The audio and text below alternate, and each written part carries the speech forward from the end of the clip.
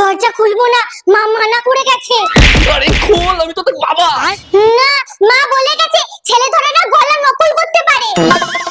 পায়খানা পেয়েছি। এই আমি তোদের জন্য চকলেট চিপস আনি না, দেখ আজকেও এনেছি। জানতাম, মা বলে গেছে তো ছেলে ধরেরা বাচ্চাদের চকলেট দিয়ে লোভ দেখায়। কি কি শিখিয়ে রেখেছে। এই তোর কাছে ফোন আছে না, ফোন কর। বাবার নাম্বার বলো। লেখ 956123। বাবার নাম্বার তুমি কি করে জানলে? আরে আমি তোদের বাবা।